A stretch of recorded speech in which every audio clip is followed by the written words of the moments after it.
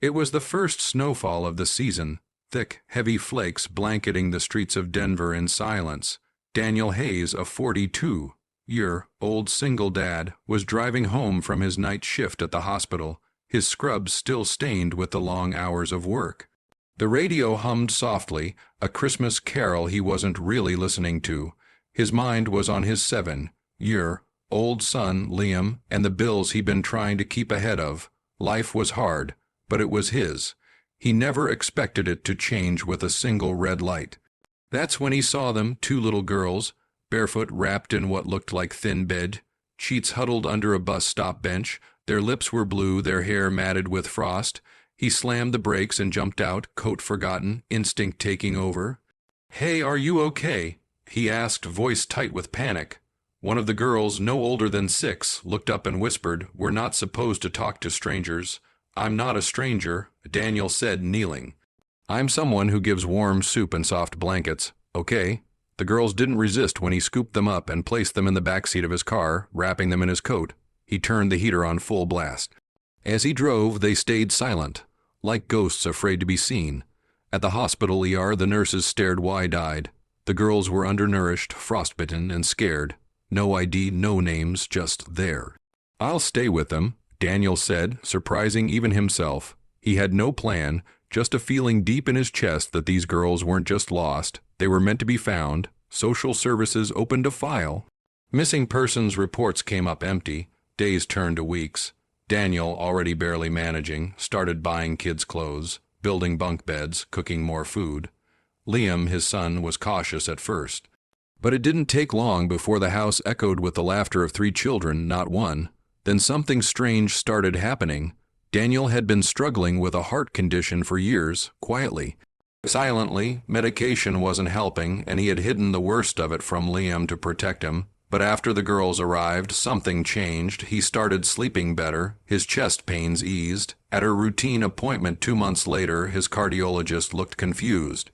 "Daniel, your heart function has improved significantly. I don't know what you're doing, but keep doing it." He smiled, not entirely understanding, but silently thanking the 2 little miracles he tucked in each night. Still, their story haunted him. He named them Hope and Grace because that's what they brought into his life. But the question remained, where had they come from? That answer came 3 months later in the form of a grandmother from 2 states away who had been desperately searching for her missing granddaughters. Their mother, a drug addict, had taken them on the run and abandoned them during a snowstorm. The grandmother wept when she saw them, healthy and happy. "You saved them," she said, hugging Daniel tightly. "No." He replied quietly, "They saved me." The courts gave full custody to the grandmother, and it nearly broke Daniel. The house felt too quiet. Liam missed his sisters, but 3 weeks later the doorbell rang. It was the grandmother. Papers in hand, tears in her eyes. "They told me you're not legally family, but I watched you become one. If you're willing, I want you to co-parent with me. They need you." Daniel knelt as Hope and Grace ran into his arms. Today, Daniel tells people he thought he was rescuing 2 little girls. But in truth, they rescued him. From loneliness, from health decline, from a life without purpose. He still works night shifts, still clips coupons, but every night he tucks in 3 kids and thanks the miracle that found him at a red light in the snow. Because sometimes the ones with no home, no clothes, and no hope are the very ones sent to heal the broken parts of you. Daniel stood there, arms wrapped around the 2 girls, the grandmother's words still echoing in his ears. Co-parent. It wasn't a word he had expected to hear, but it felt right. Life hadn't given him much room for miracles, but this was one. The transition wasn't easy. Grace had night terrors and often crawled into his bed in the early hours. Clinging to his shirt like it was her only anchor. Hope barely spoke for the first few months, but when she finally whispered "Daddy," Daniel's knees nearly buckled. He wasn't sure if she meant it as a title, a habit, or a wish, but he answered to it like it was sacred. Liam blossomed too, the once quiet boy, scarred by the absence of a mother who left when he was just a toddler, now had sisters who insisted he join tea parties and build blanket forts. They filled the silence he didn't know he was living in. One night, after tucking all 3 in, Daniel stood by the window, watching the snow fall again, almost exactly a year since that night.